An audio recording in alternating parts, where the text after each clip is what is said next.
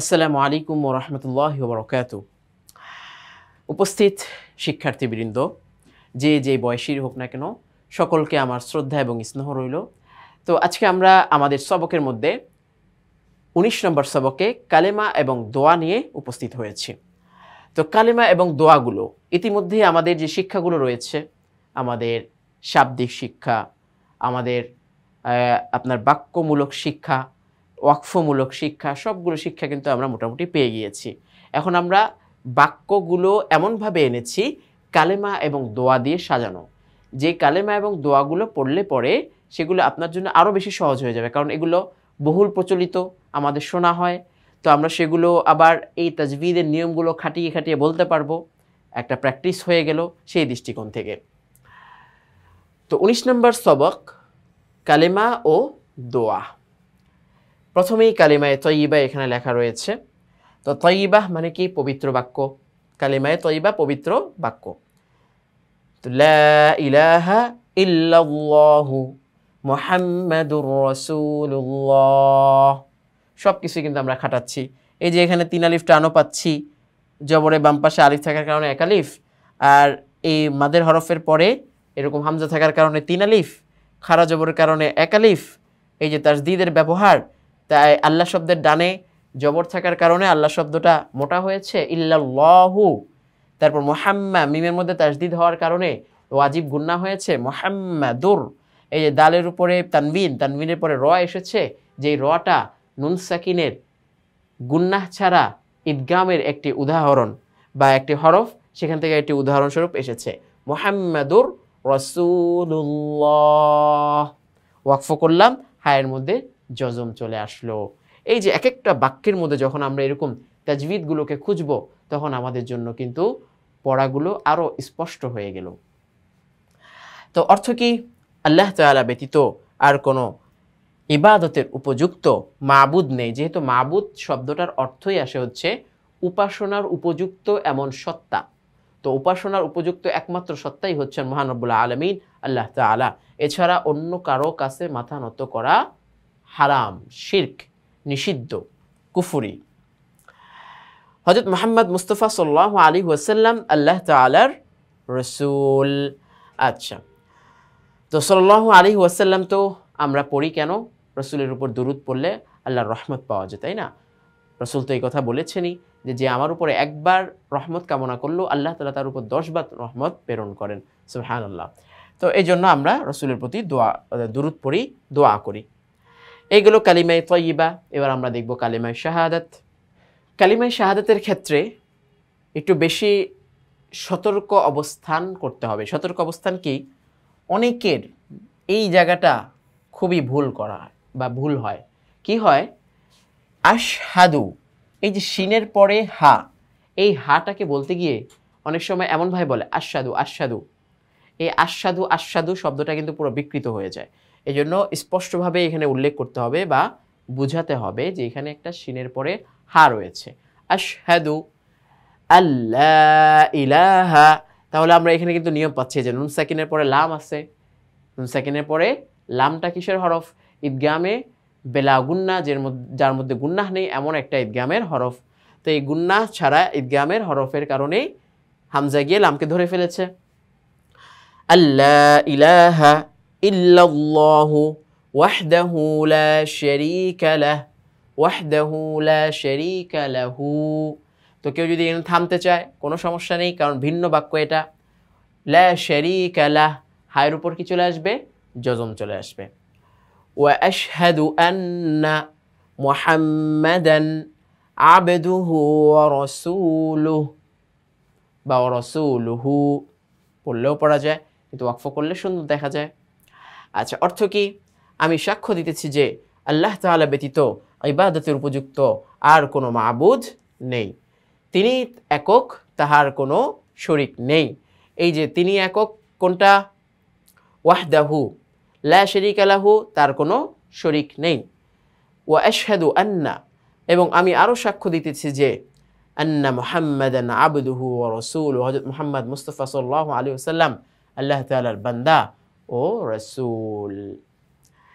এই হচ্ছে কালিমায়ে শাহাদাত। এবার আমরা ঈমানে মুজমাল, ইমানে মুজমাল, ইমানে মুফাসসাল, এগুলোর দ্বারা কি হয়, আমি কোন বিষয়টা সম্পর্কে বিশ্বাস করব, আল্লাহকে আমার কিভাবে বিশ্বাস করা উচিত, এই বিষয়টাকে স্পষ্টভাবে বোঝানো হয়। তো একদিকে তো আমরা ওই বাক্য শিখছি তাজবিদ সহকারে, আরেকদিকে আমাদের ইমানের অবস্থাটা জানা বুঝা এটাটা সহজ হয়। এই জন্যে কায়দার মধ্যে এই সংক্ষিপ্ত ছোট ছোট বাক্যগুলো কালিমাগুলোকে লেখা হয়।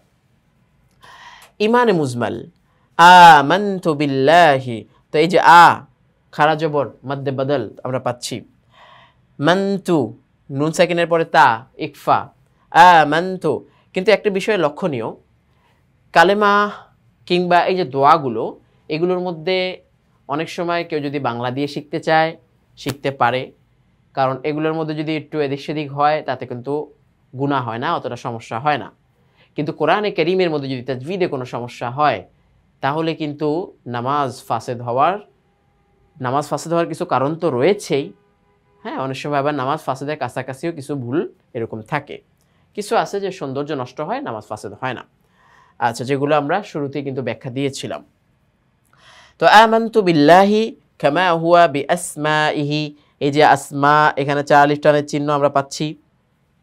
ওয়া সিফাতিহি ওয়া ক্বাবিলতু জামিআ আহকামিহি, তো এর উদ্দেশ্য কি, এই যে এখান থেকেও আপনি বের করতে পারবেন সিস্টেমগুলো। এই যে বিল্লাহি, আল্লাহ শব্দের ডান দিকে জের রয়েছে, আল্লাহ শব্দটা বারিক হয়েছে, পাতলা হয়েছে।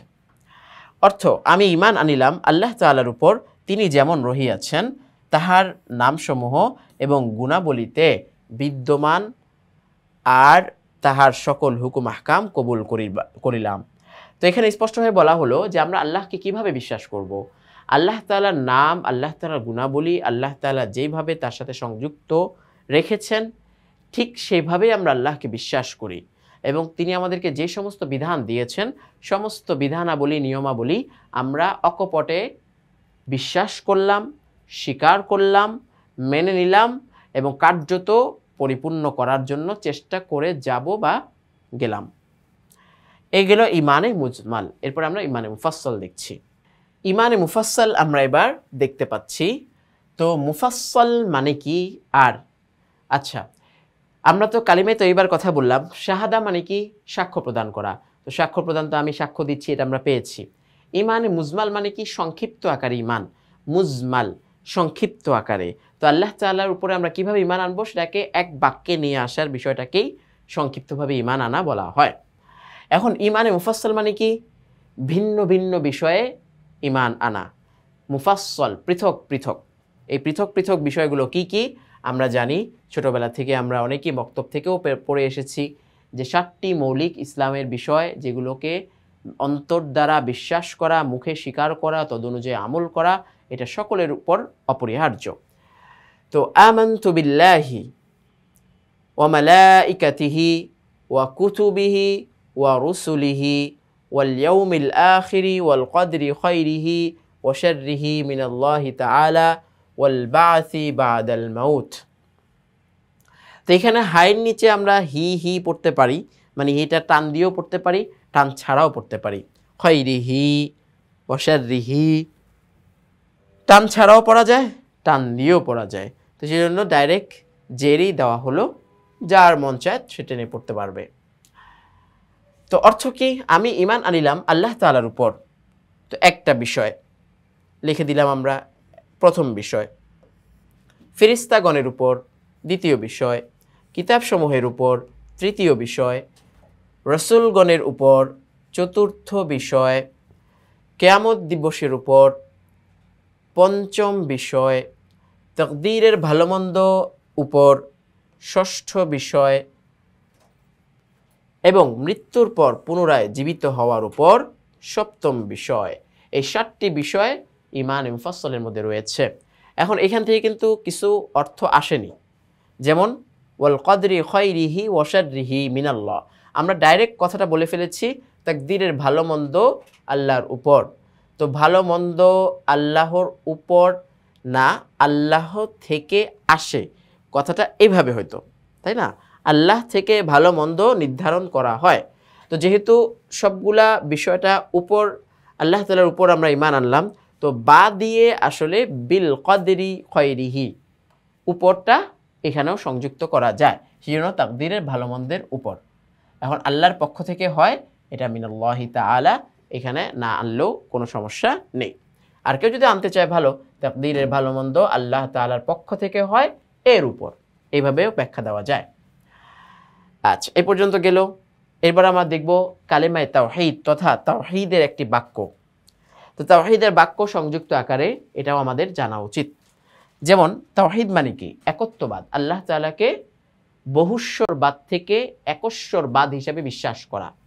যেমন লা ইলাহা ইল্লাল্লাহু ওয়াহদাহু লা শারীকা লাহ লাহুল মুলকু ওয়া লাহুল হামদ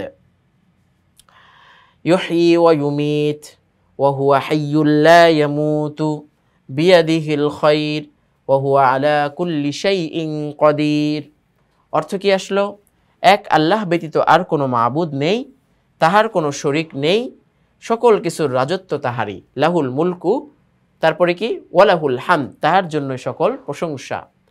ইউহয়ী ওয়া ইউমীতু, তিনি জীবন দান করেন, তিনি আবার মৃত্যু দান করেন। ওয়া হুয়া হাইয়ুন, আর তিনি নিজে জীবিত। লা ইয়ামুতু, কখনোই মৃত্যুবরণ করবেন না। এর পরবর্তী স্টেপে লেখা রয়েছে। তো গত পেজের শেষ থেকে আমরা এখানে কি, তিনি কখনোই মৃত্যুবরণ করবেন না, কারণ আল্লাহ তো চিরঞ্জীব, তিনি কখনোই মৃত্যুবরণ করতে পারেন না, মৃত্যু তার সাথে যায়ই না। সকল কল্যাণ তারই হাতে, বিয়াদিহিল খায়র ইন্নাকা আলা কুল্লি শাইইন কাদির, নিশ্চয়ই আল্লাহ তাআলা বা আল্লাহু আলা কুল্লি শাইইন কাদির, প্রত্যেক বিষয়ের উপরে ক্ষমতাবান, তার ক্ষমতার বাইরে কোনো কিছুই হতে পারে না।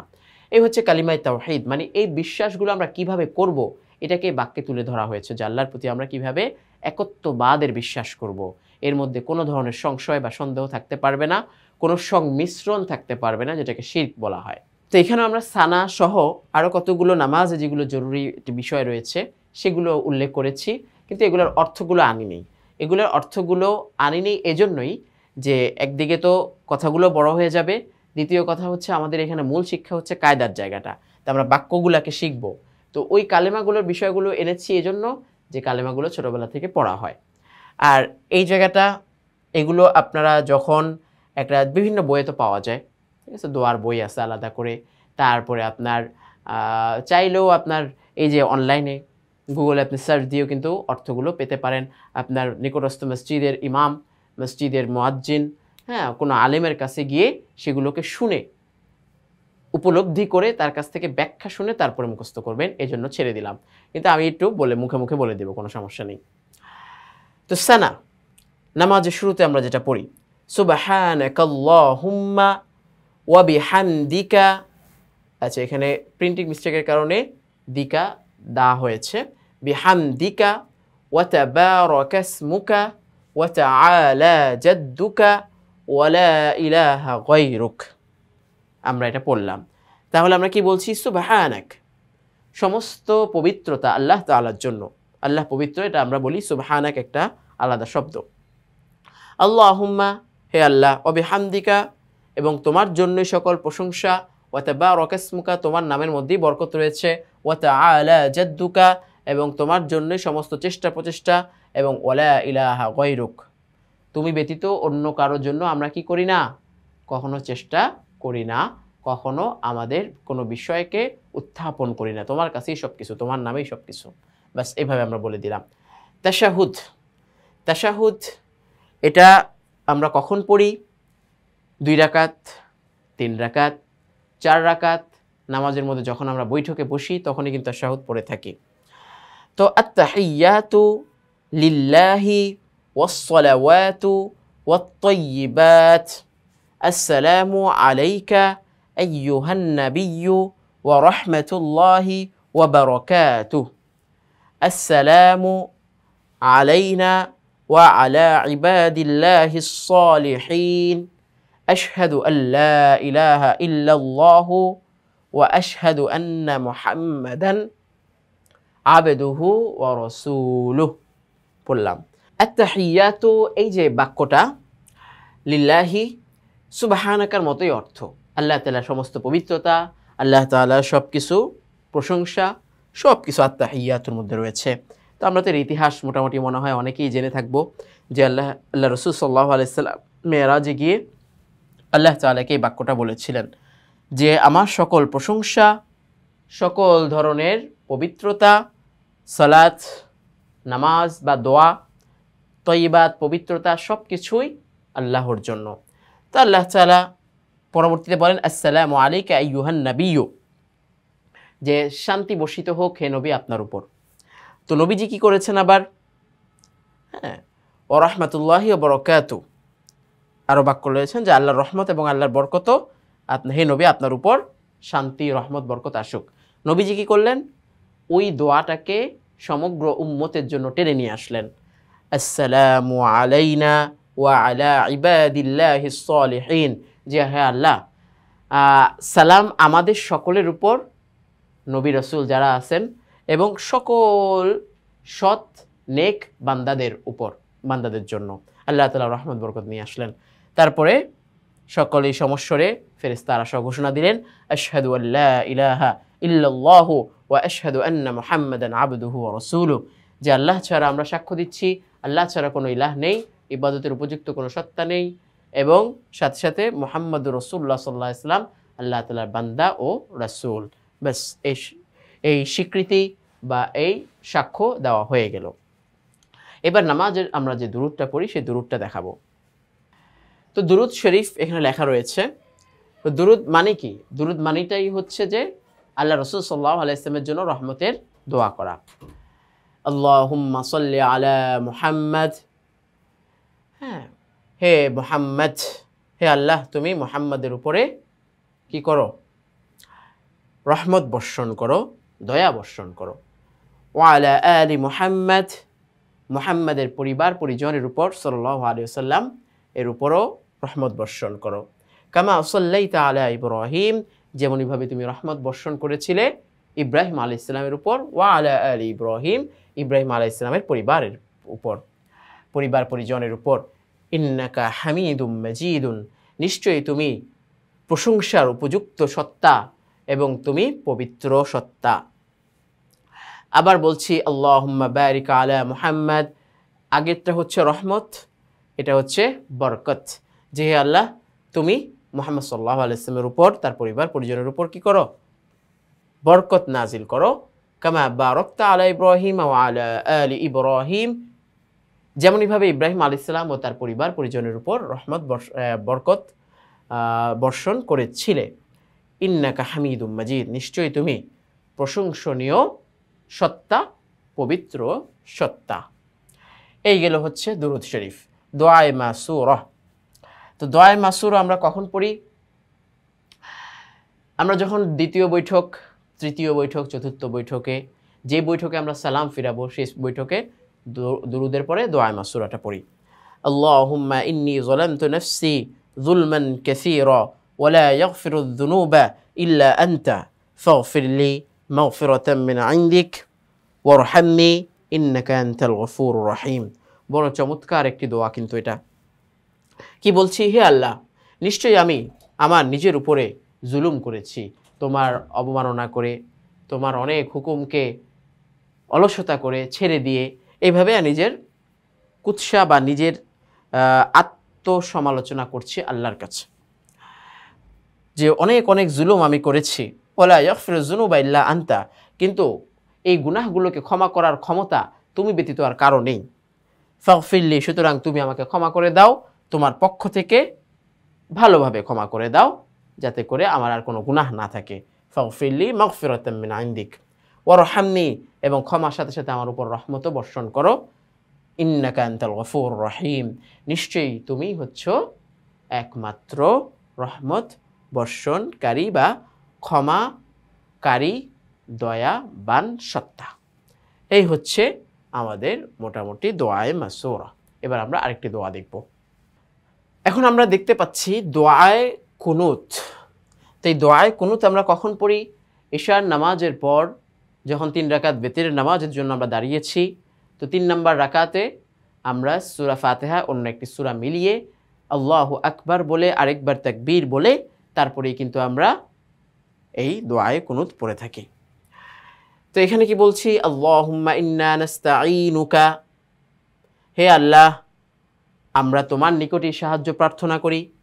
ওয়া নাস্তাগফিরুকা, তোমার কাছেই ক্ষমা প্রার্থনা করে থাকি, ওয়া নুমিনু বিকা, তোমার উপরেই আমরা ঈমান এনেছি বা আনি, ওয়া নাতাওয়াক্কালু আলাইকা, তোমার উপরেই আমরা ভরসা করি, ওয়া নুসনি আলাইকাল খাইর, এবং আমরা তোমার থেকেই উত্তম কিছু প্রার্থনা করি বা চাই, ওয়া নাশকুরুকা, আমরা তোমার শুকরিয়া বা কৃতজ্ঞতা আদায় করি, ওয়ালা নাকফুরুকা, কখনোই আমরা কি করব না, মানে অস্বীকৃতিমূলক আচরণ যেটাকে আমরা বলি সেটা করি না বা করব না।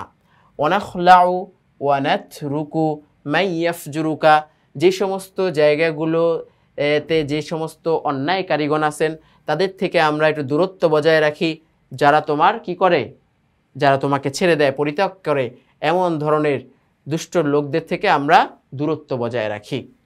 আল্লাহুম্মা ইয়্যাকা না'বুদু, হে আল্লাহ নিশ্চয়ই আমরা তোমারই ইবাদত করি, ওয়ালাকা নুসাল্লি, এবং আমরা আমার নামাজ তোমার জন্যই, ওয়া নাসজুদু, আমার সিজদাও তোমার জন্যই, ওয়া ইলাইকা নাসআ, এবং তোমার জন্যই আমাদের চেষ্টা প্রচেষ্টা, ওয়া নাহফিদু ওয়া নারজু রহমাতাকা, সর্বদাই আমরা আশা রাখি তোমার রহমতের, আকাঙ্ক্ষা রাখি তোমার রহমতের, ওয়া নাখশা আযাবাকা, এবং আমরা ভয় করি তোমার যন্ত্রণাদায়ক এই সমস্ত আযাবকে, শাস্তিকে, বিল কুফারি, কুফুরির উপর যেগুলো সম্পৃক্ত, বিল কুফারি মুলহিক, কুফুরি করার সাথে যে সমস্ত আযাবগুলো সম্পৃক্ত সেগুলো আমরা কি করি, ভয় করি, সেগুলো থেকে আমরা বেঁচে থাকি।